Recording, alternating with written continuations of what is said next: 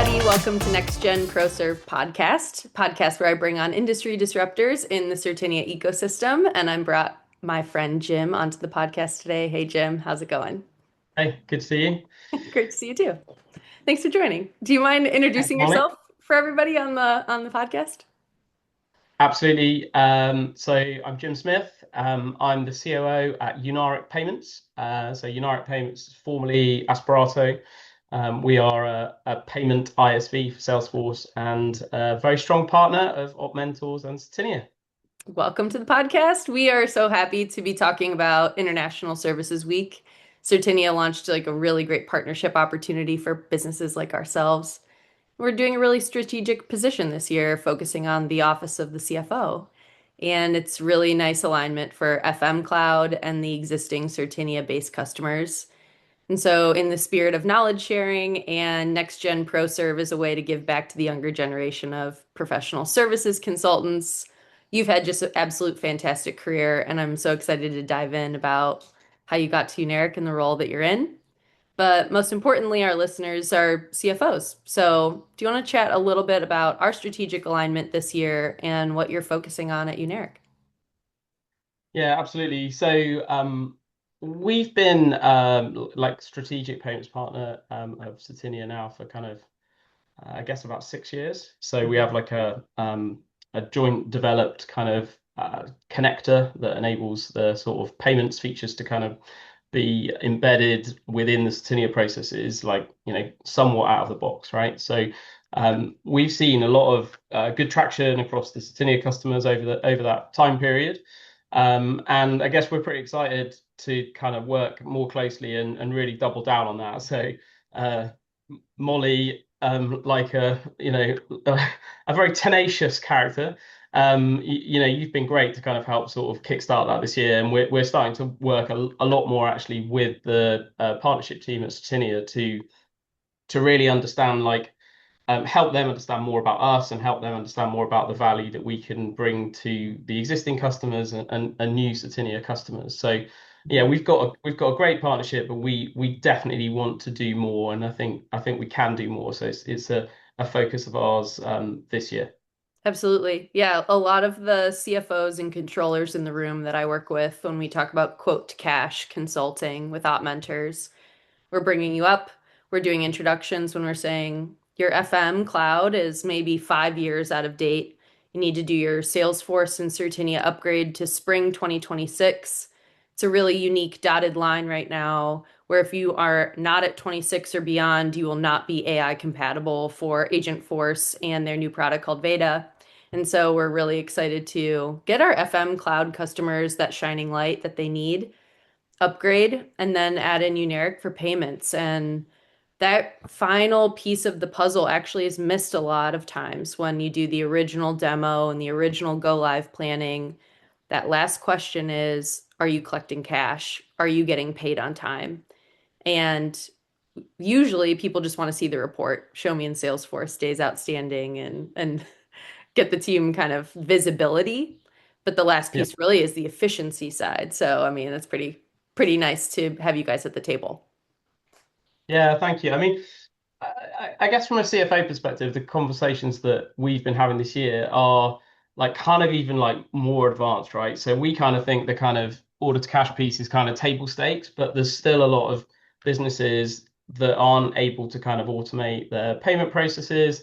But the that space and the tech space, is really moving quickly at the moment, and I guess the pressure we're under from our existing customers is to actually bring a lot more value to like raise the bar on, the auth rates that we're getting for the payment processing, to bring more value through kind of new features that are being kind of brought to the market with our kind of payment service provider partners. So CFOs are kind of looking to make more money from the investment.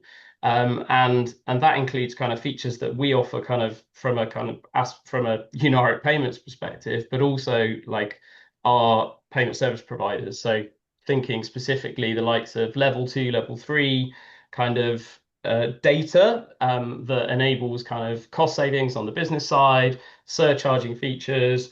But ultimately, CFOs want more data on platform so that they can kind of really capitalize on Vader and the kind of the AI play. That's perfect. I'm so excited to see what we do beyond International Services Week here for Certinia and take this conversation 10 steps forward. So much of it is education of what's available and what's possible and what you're hearing, because really what you're hearing from your customer base really needs to match with the way that we are a consulting partner and pull together the right solutions at the right time. And that part's really exciting for me because there's more than ever long-term customers that are getting the care and nurturing. So yeah, so it's just a really great partnership. I'm so excited for what we can Yeah. do together, you know. Well, we definitely need you, Molly, to help us tell the story. So that's something that you do really well. Like I think it's, it seems like an easy kind of something quite easy to position, but you absolutely need to kind of really position it well. And I think once people understand the bit that they're missing, then and the value that they're sort of leaving on the table, then it really is a no-brainer. Absolutely. What about your kind of coming of age story that you think is interesting and exciting to share with our audience? Because I usually also want to have everyone that's on our podcast take 20 steps back. Tell me a little bit about how you started your career in consulting and any pro tips or things for young listeners to think about when they're going through their consulting journey. You know, if they're a Certinia or Salesforce admin or controller that's thinking about how to modernize. Like, can you tell everybody about how you started and those big milestones in your career? Yeah, so I after university I did a sabbatical. So I was like I was president of my college for a year, and then I went traveling for a year, and I coached soccer across like all of the states in the US. I've kind of coached in like 30 states, I think, in the US, which was an amazing experience, including Hawaii. So after that, I thought that, I had to go back to my graduate job, which had been offered, which was with Accenture.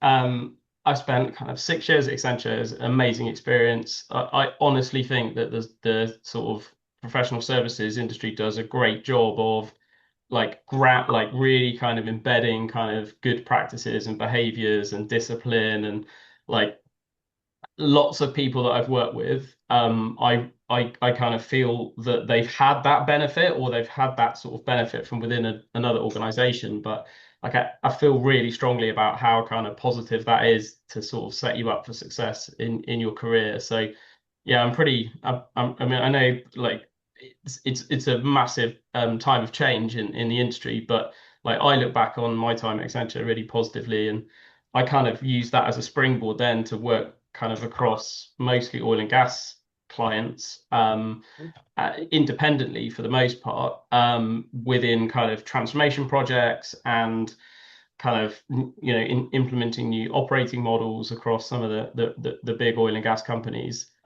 which was really interesting. So I was kind of mostly in kind of tech, but with a financial kind of lens and a kind of transformation kind of business operating model kind of focus.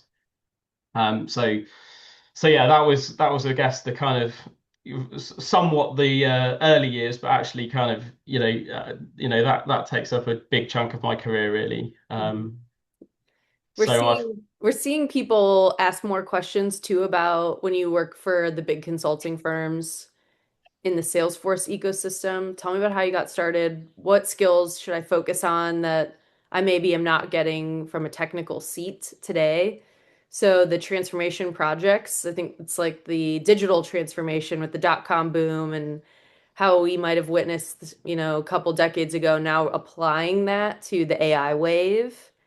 Um, are there any things that you're seeing as early indicators right now with the AI wave that you did see before with the dot-com boom, or anything that's like an interesting trend or observation when people are thinking about building their careers, what opportunities to say yes to, what to avoid, anything like that? Yeah, it's a really good question. I mean, so I think at the moment, like I find it quite um overwhelming how much learning you can do with just like I feel like you can want to read some about something and deep dive in something, and then 2 weeks later it's kind of moved on, and Uh-huh. that is very much a kind of parallel from from previous kind of technology waves.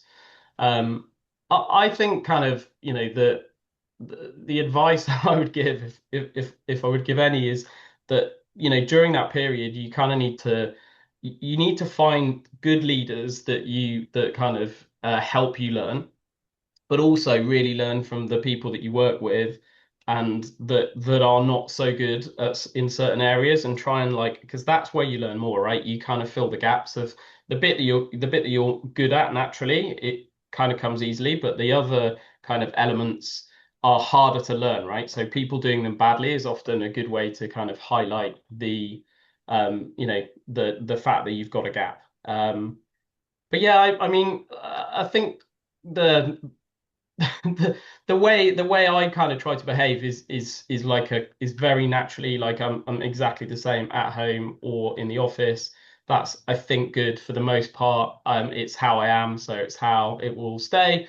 Um, but that's kind of done me good. And I think what that allows you to do when you're kind of working in those sorts of projects, that projects can be a bit sensitive, and sometimes there's a lot of tiptoeing around like the obvious answer or the difficult answer. And I think, I'd give say to people to have courage to kind of tackle those things and to speak up, because often it's what everybody in the room is kind of thinking, and you need to say it, because if you don't say it, then it remains the elephant in the room. And I think then you kind of show some leadership, and often I've kind of been in that situation and then been given the task to then fix it, which has definitely helped with it in my sort of career, really, to learn how to handle those very kind of sensitive kind of transformation projects. I love that. That's so interesting. To like give a parallel path, right? People say yes to every opportunity right in front of you, but I think you've just cracked that nut when you're the first to speak with the bold thought or idea that the room isn't recognizing. Um, what an interesting piece of advice. I love that. I have the courage to speak up. Um, Perfect for International Services Week. Everyone here is celebrating all the different industries and thought leaders in the space, and we couldn't be more happy to have you on the podcast. Um, we're probably going to do another deep dive. I want to double click into all the industry experience you have and how you got to Unaric, because your story just is absolutely wonderful. But for today's episode, I can't thank you enough for your time. It's really special that you're here, and we're excited for, the next 3 years, the big partnership wave between OpMentors and Unaric. So thanks for being here. Yeah, absolutely. I mean, it's 35 degrees here, so I'm a bit Yeah. hot, but it's been fun chatting, And Molly. Thank and you it's so much. World Cup week, so we're having a great time. Yeah, we've got a big game tonight. All right, thanks so much for All joining. right. I'll talk to you soon. Thanks, Molly. Take care. Bye-bye.